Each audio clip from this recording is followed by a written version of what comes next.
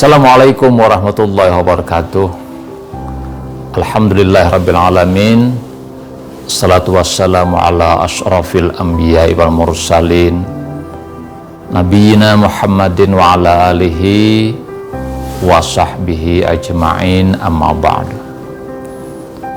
Para mahasiswa yang saya hormati serta para pemirsa yang sempat menonton tayangan kuliah online Filsafat Ilmu yang juga saya hormati.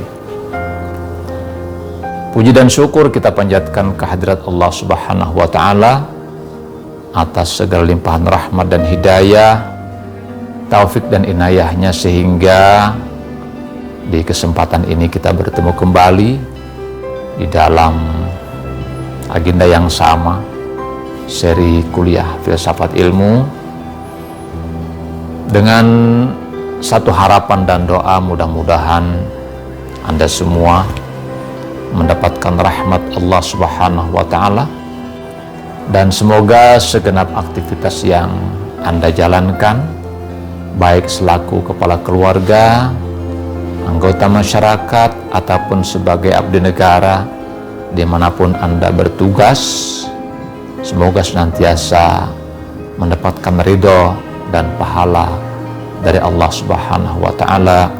Amin ya rabbal alamin. Para pemirsa dan para mahasiswa yang saya hormati, di pertemuan pada seri ke-6 kuliah Filsafat Ilmu, di mana kita berbicara tentang epistemologi, bagaimana kita mendapatkan ilmu pengetahuan atau teori tentang terbentuknya pengetahuan. Kita membincang pada saat itu terkait dengan berbagai macam cara manusia mendapatkan ilmu pengetahuan itu. Tapi ada hal yang perlu juga dibahas, perlu dianalisis, perlu ditelaah tentang kebermanfaatan ilmu pengetahuan.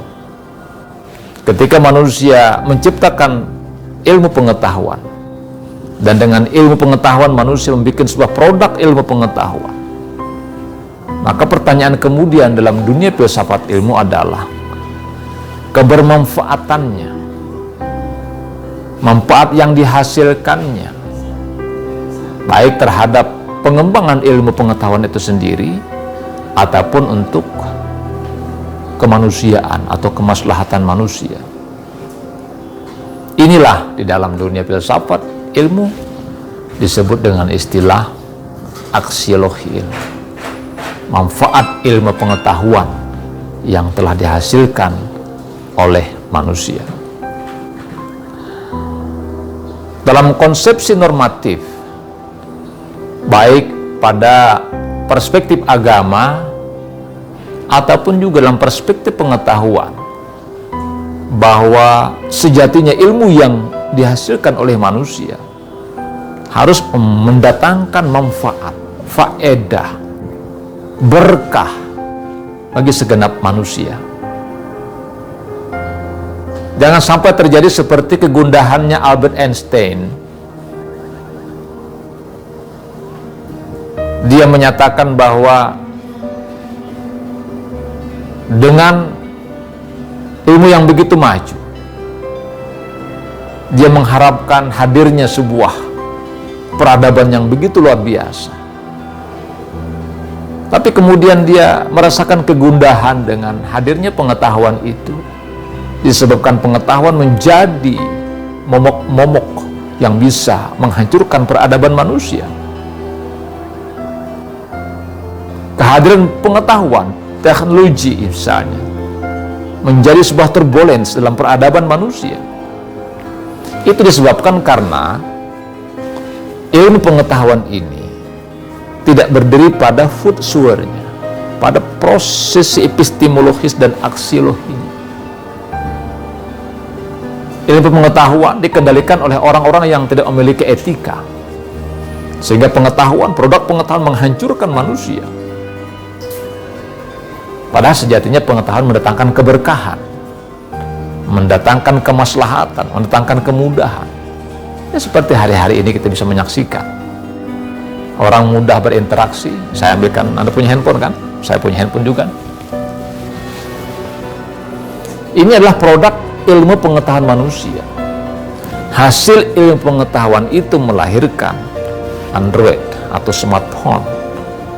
Yang smartphone ini membuat kemudahan-kemudahan bagi manusia.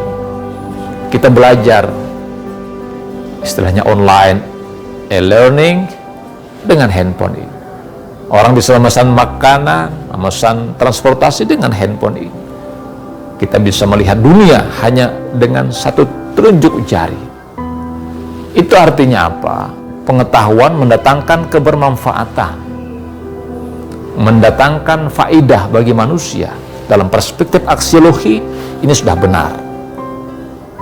Tapi bisa kita lihat dalam kehidupan sehari-hari, kadang ini bisa mendatangkan kemudaratan bagi seseorang yang mungkin salah menggunakan. Melalui benda ini, reputasi manusia bisa hilang.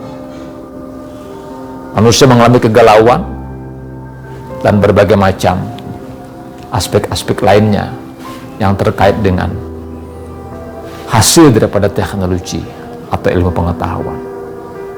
Oleh karena itu, secara sederhana, aksiologi mengajarkan kepada kita agar semua produk pengetahuan itu mendatangkan manfaat, sehingga dengan manfaat itu manusia kemudian menciptakan tata nilai yang disebut dengan etika. Aksiologi berbicara tentang etika, tentang moralitas, dan aksiologi juga berbicara tentang estetika. Jadi pengetahuan itu bukan hanya melahirkan tentang bagaimana sejatinya produk pengetahuan dimanfaatkan secara etis, tetapi juga bagaimana sejatinya produk pengetahuan itu dimanfaatkan secara estetis. Dua konsepsi aksiologi ini harus berjalan secara seimbang. Anda pernah mendengar istilah etis? Anda juga mendengar istilah estetika. Etika berkaitan dengan norma, perilaku manusia, tatanan kehidupan yang dibingkai dalam sebuah kearifan lokal secara kolektif, berlandaskan biasanya pada norma-norma sosial dan juga norma agama. Artinya ini merupakan sebuah frame dalam mengontrol perkembangan pengetahuan itu.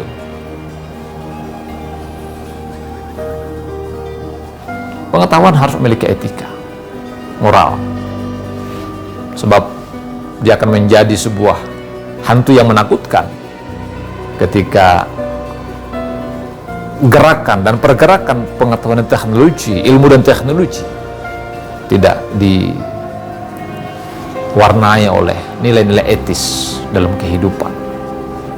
Yang ada adalah kehancuran manusia sebagai efek perang antara satu negara dengan negara yang lain, menonjolkan kecanggihan pengetahuan, produk pengetahuan mereka di dalam kehidupannya. Maka harus kita mengedepankan nilai etis di dalam kehidupan ini. Etika terbagi kepada 3 macam. Etika deskriptif, etika normatif, dan etika metaetis namanya. Etika deskriptif adalah sebuah perilaku yang berada dalam frame kultur sosial yang baik dalam norma agama dan baik secara normatif sosial ataupun agama.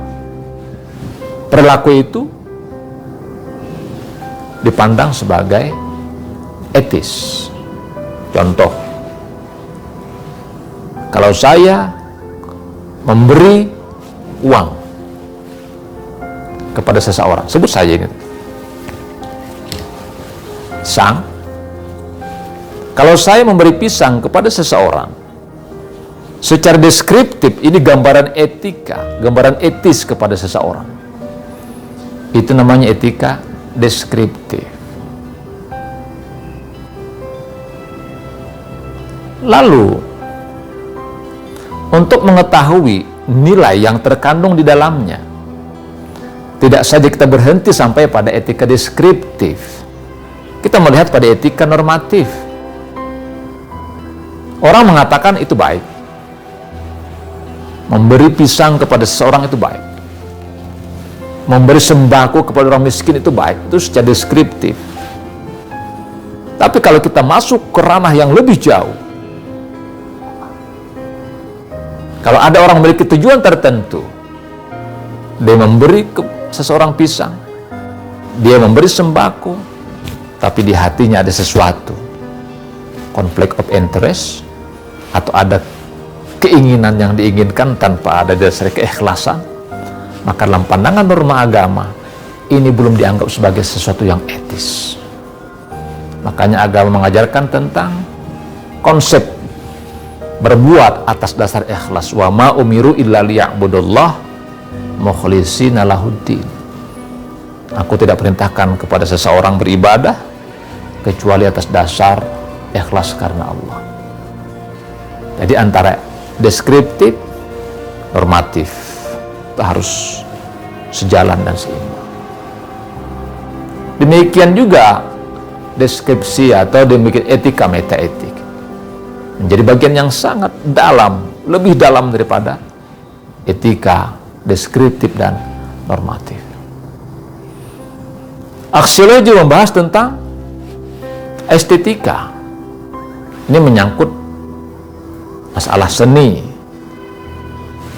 Bagaimana sejatinya kita meletakkan benda, misalnya di rumah tangga kita, supaya tampak etis dan estetis.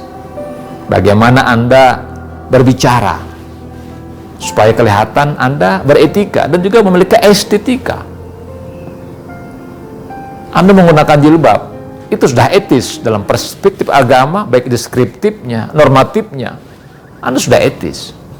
Tapi kalau pertanyaan berikutnya, apakah itu sudah estetis? Masih menjadi pertanyaan besar.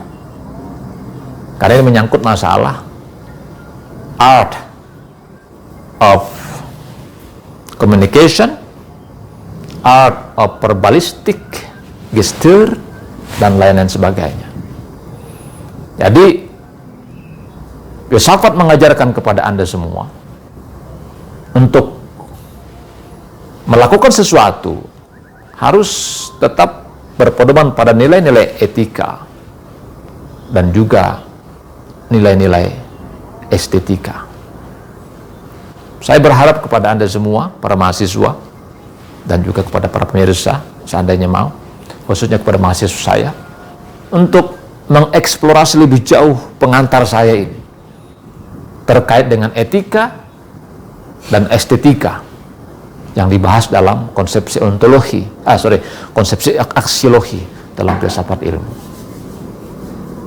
Mudah-mudahan Anda sehat walafiat, memiliki waktu yang cukup untuk membuka referensi.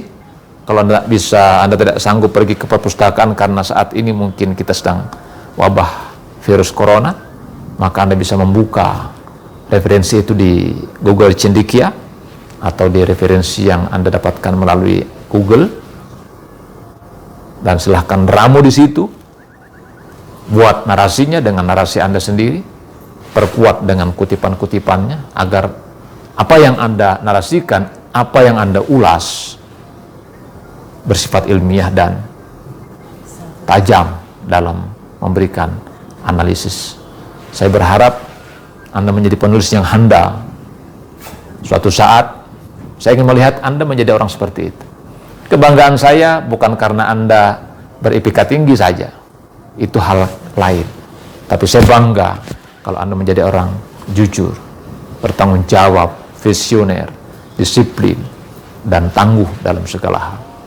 Demikian pengantar filsafat ilmu ini di kesempatan kali ini. Terima kasih, kita berjumpa di waktu berikutnya.